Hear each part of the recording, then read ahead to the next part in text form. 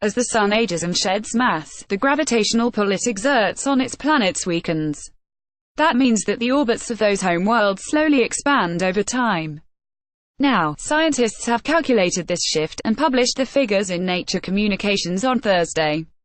The Sun is continuously ditching material as its charged particles are whipped away and carried off in the solar wind. Also, its stores of hydrogen atoms fuse to form helium, and this process effectively radiates away mass as energy. Since gravitational attraction is a function of mass, as the Sun sweats off those pounds, its grip on its planets loosens. If you're picturing a dystopian future where the Earth breaks away and disappears into the cold obsidian abyss of space, then don't panic. It's not nearly as cinematic as that. In fact, the drift is incredibly tiny.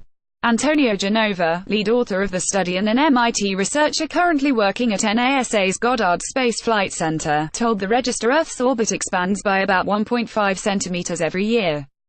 To put that in perspective, our planet is about 93 million miles from the Sun, or 1.496 times 1013 centimeters. So we can spare 10 or so millimeters a year. These figures are rough estimates since the Sun's rate of mass loss changes throughout its lifetime of 10 billion years. Assuming that the rate is almost fixed, Earth's orbit will approximately shift by a total of 150,000 kilometers before the Sun expires, or around 0.1% of its actual distance away from the Sun. But this effect increases with the distance from the Sun. Saturn, which is 10 times farther from the Sun than Earth, moves over 14 centimeters per year, Genova said. The team used data taken from NASA's MESSENGER probe, which measured the position of Mercury to calculate the solar mass loss rate.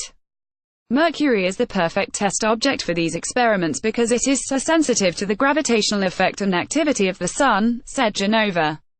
Erwin Mazarico, co-author of the published paper and a geophysicist at NASA's Goddard Space Flight Center, added, "We're addressing long-standing and very important questions both in fundamental physics and solar science by using a planetary science approach. By coming at these problems from a different perspective, we can gain more confidence in the numbers, and we can learn more about the interplay between the Sun and the planets. So, yeah, we told you not to panic." Registered Science-sponsored Minds Mastering Machines call for papers now open.